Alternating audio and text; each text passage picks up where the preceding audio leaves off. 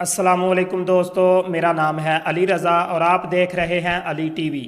دوستو، جو شخص گناہوں میں سے کسی ایسے گناہ کا ارتکاب کرے جس کا بدلہ دنیا میں حد ہے، مثلا قتل، زنا، چوری کرے، یا ایسا گناہ کرے جس کے متعلق آخرت میں عذاب کی وعید ہو، یا اس گناہ کے مرتکب پر ہمارے نبی صلی اللہ علیہ وآلہ وسلم نے لعنت کی ہو، تو وہ کبیرہ گناہ ہے۔ اس ویڈیو میں آپ کو ایسے ہی 8 کبیرہ گناہوں کے متعلق بتانے جا رہا ہوں جو نہ صرف اللہ کی ناراضگی کا سبب بنتے ہیں بلکہ اگر سچی توبہ نہ کی جائے تو یہ گناہ جہنم میں جانے کا ذریعہ بھی بن سکتے ہیں۔ تو شروع کرتے ہیں کاؤنٹ ڈاؤن۔ نمبر 8، زکوٰۃ نہ دینا۔ دوستو، اللہ عز و جل نے سورہ حامیم سجدہ میں فرمایا ہے، ترجمہ: اور خرابی ہے شرک والوں کو وہ جو زکوٰۃ نہیں دیتے اور وہ آخرت کے منکر ہیں۔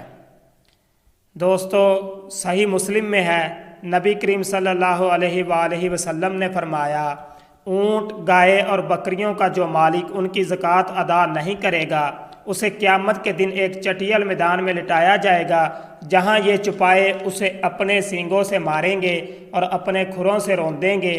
جب اس پر ان میں سے آخری جانور گزر جائے گا تو دوبارہ پہلے گزرنے والا جانور آ جائے گا۔ یہ اس دن ہوتا رہے گا جس کی مقدار 50,000 برس ہے، حتیٰ کہ بندوں کے درمیان فیصلہ کر دیا جائے تو یہ اپنا راستہ جنت یا دوزخ کی طرف دیکھے، اور جو خزانے کا مالک اپنے خزانے کی زکوٰۃ ادا نہیں کرے گا، بروز قیامت اس کے لیے اس کے خزانے کو گنجے سانپ کی صورت میں کر کے اس پر مسلط کر دیا جائے گا۔ بخاری کتاب الزکوٰۃ میں ہے، حضرت ابو بکر صدیق نے زکوٰۃ سے انکار کرنے والوں کے ساتھ جہاد کیا اور ارشاد فرمایا، خدا کی قسم، اگر وہ لوگ مجھ سے بکری کے بچے کو بھی روکیں گے جو وہ رسول اللہ کو ادا کیا کرتے تھے تو اس روکنے کے سبب میں ان سے جہاد کروں گا۔ نمبر 7، والدین کی نافرمانی کرنا۔ دوستو، والدین کا ہر حکم ماننا اور ان کی فرما برداری کرنا ہم سب پر فرض ہے۔ سورہ بنی اسرائیل میں اللہ فرماتا ہے، اور تمہارے رب نے حکم فرمایا کہ اس کے سوا کسی کو نہ پوجو اور ماں باپ کے ساتھ اچھا سلوک کرو۔ اگر تیرے سامنے ان میں ایک یا دونوں بڑھاپے کو پہنچ جائیں تو ان سے ہوں یعنی اف تک نہ کہنا، اور انہیں نہ جھڑکنا اور ان سے تعظیم کی بات کہنا، اور ان کے لیے عاجزی کا بازو بچھا نرم دلی سے، اور عرض کر کے، اے میرے رب، تو ان دونوں پر رحم کر جیسا کہ ان دونوں نے مجھے چھوٹی عمر میں پالا۔ دوستو، نبی کریم صلی اللہ علیہ وآلہ وسلم کا ارشاد پاک ہے کہ کیا میں تمہیں بڑے کبیرہ گناہوں کے بارے میں خبر نہ دوں؟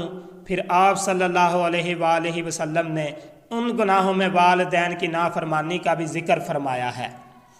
شعب الایمان میں حدیث پاک ہے، نبی کریم صلی اللہ علیہ وآلہ وسلم نے فرمایا، تمام گناہوں میں سے جس گناہ کی سزا اللہ چاہتا ہے قیامت تک مؤخر فرما دیتا ہے، سوائے والدین کی نافرمانی کے کہ اس کی سزا وہ جلد دیتا ہے۔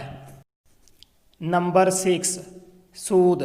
دوستو، قرآن پاک میں اللہ عز و جل کا فرمان عبرت نشان ہے، ترجمہ: اے ایمان والو، اللہ سے ڈرو اور چھوڑ دو جو باقی رہ گیا ہے سود، اگر مسلمان ہو، پھر اگر ایسا نہ کرو تو یقین کر لو اللہ اور اللہ کے رسول سے لڑائی کا۔ دوستو، یہ وہ کبیرہ گناہ ہے جس سے متعلق اللہ فرماتا ہے کہ اگر تم اس سے باز نہیں آؤ گے تو یہ ایسے ہے پھر جیسے اللہ اور اس کے رسول کے ساتھ جنگ کر رہے ہو۔ صحیح مسلم میں حدیث پاک موجود ہے، نبی کریم صلی اللہ علیہ وآلہ وسلم نے ارشاد فرمایا، 7 ہلاک کرنے والے گناہوں سے بچو۔ صحابہ کرام نے عرض کی، یا رسول اللہ صلی اللہ علیہ وآلہ وسلم، وہ کون سے گناہ ہیں؟ ارشاد فرمایا، شرک کرنا، جادو کرنا، ناحق کسی جان کو قتل کرنا، یتیم کا مال کھانا، سود کھانا، میدان جہاد سے بھاگ جانا، اور پاک دامن عورت کو زنا کی تہمت لگانا۔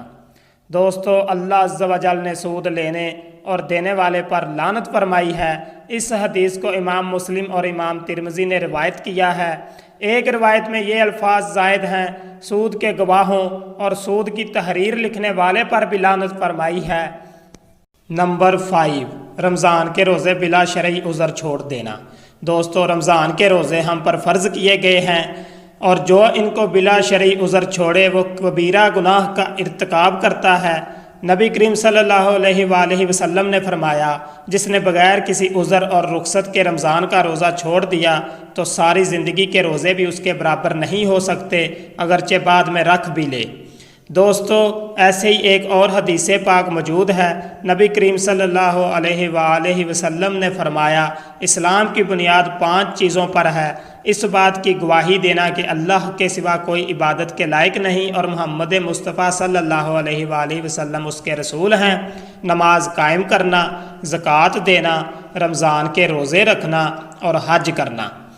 نبی کریم صلی اللہ علیہ وآلہ وسلم نے فرمایا، ترمذی میں حدیث پاک ہے، اس شخص کی ناک خاک آلود ہو جس نے رمضان کا مہینہ پایا پھر اس کی بخشش نہ ہوئی۔ نمبر 4، زنا۔ دوستو اللہ عز و جل زنا کی مذمت کرتے ہوئے ارشاد فرماتا ہے، اور بدکاری کے پاس نہ جاؤ، بے شک وہ بے حیائی ہے اور بہت ہی بری راہ۔ زنا کی مذمت میں نبی کریم صلی اللہ علیہ وآلہ وسلم کے فرامین موجود ہیں۔ آپ صلی اللہ علیہ وآلہ وسلم سے سوال کیا گیا، یا رسول اللہ کون سا گناہ سب سے بڑا ہے؟ ارشاد فرمایا، تو کسی کو اللہ کا ہمسر قرار دے حالانکہ اس نے تجھے پیدا کیا ہے۔ عرض کی گئی پھر کون سا؟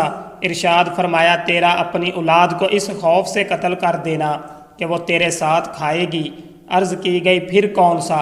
ارشاد فرمایا، تیرا اپنی پڑوسی کی بیوی سے زنا کرنا۔ دوستو صحیح مسلم میں حدیث پاک موجود ہے، نبی کریم صلی اللہ علیہ وآلہ وسلم نے فرمایا، زانی جس وقت زنا کرتا ہے مومن نہیں ہوتا، اور چور جس وقت چوری کرتا ہے مومن نہیں ہوتا، اور شرابی جس وقت شراب پیتا ہے مومن نہیں ہوتا۔ نمبر 3، شراب پینا۔ دوستو اللہ عز و جل کا ارشاد پاک ہے، ترجمہ، تم سے شراب اور جوے کا حکم پوچھتے ہیں، تم فرما دو کہ ان دونوں میں بڑا گناہ ہے۔ حضرت عبداللہ ابن عباس سے یہ بات ثابت ہے کہ آپ نے ارشاد فرمایا، جب شراب کی حرمت کی آیت نازل ہوئی تو صحابہ کرام علیہم الرضوان ایک دوسرے کے پاس چل کر جاتے اور کہتے، شراب کو حرام قرار دیا گیا ہے اور اسے شرک کے برابر قرار دیا گیا ہے۔ دوستو نبی کریم صلی اللہ علیہ وآلہ وسلم نے فرمایا، بلا شبہ اللہ عز و جل کے ذمہ عہد ہے کہ جو نشہ آور چیز پیے گا وہ اسے طیبۃ الخبال سے پلائے گا۔ عرض کی گئی، یا رسول اللہ صلی اللہ علیہ وآلہ وسلم، طیبۃ الخبال کیا ہے؟ ارشاد فرمایا، جہنمیوں کا پسینہ۔ نمبر 2، نماز ترک کرنا۔ دوستو اللہ عز و جل قرآن پاک میں فرماتا ہے، ترجمہ، تمہیں کیا بات دوزخ میں لے گئی؟ وہ بولے، ہم نماز نہ پڑھتے تھے اور مسکین کو کھانا نہ دیتے تھے اور بیہودہ فکر والوں کے ساتھ بیہودہ فکریں کرتے تھے، اور ہم انصاف کے دن کو جٹلاتے رہے یہاں تک کہ ہمیں موت آئی تو انہیں سفارشیوں کی سفارش کام نہ دے گی۔ رسول کریم صلی اللہ علیہ وآلہ وسلم کا ارشاد پاک سنن ابن ماجہ میں موجود ہے۔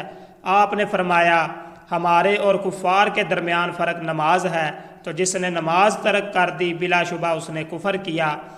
صحیح مسلم میں حدیث پاک ہے، نبی کریم صلی اللہ علیہ وآلہ وسلم نے ارشاد فرمایا، جس نے جان بوجھ کر نماز کو ترک کیا تو بلا شبہ اللہ عز و جل کا ذمہ اس سے بری ہے۔ صحیح بخاری میں حدیث پاک ہے، نبی کریم صلی اللہ علیہ وآلہ وسلم نے فرمایا، جس کی نماز عصر فوت ہو گئی اس کے عمل ضبط ہو گئے۔ نمبر 1، شرک کرنا۔ دوستو اللہ عز و جل قرآن پاک میں فرماتا ہے، ترجمہ، بے شک اللہ اسے نہیں بخشتا کہ اس کے ساتھ کفر کیا جائے، اور کفر سے نیچے جو کچھ ہے جسے چاہے معاف فرما دیتا ہے۔ نبی کریم صلی اللہ علیہ وآلہ وسلم نے فرمایا، کیا میں تمہیں سب سے بڑے گناہ کے بارے میں نہ بتاؤں؟ اللہ عز و جل کے ساتھ شریک ٹھہرانا سب سے بڑا گناہ ہے۔ صحیح مسلم میں حدیث پاک ہے، نبی کریم صلی اللہ علیہ وآلہ وسلم نے فرمایا، 7 ہلاک کرنے والے گناہوں سے بچو۔ ان میں ایک آپ صلی اللہ علیہ وآلہ وسلم نے شرک کو بھی ذکر فرمایا۔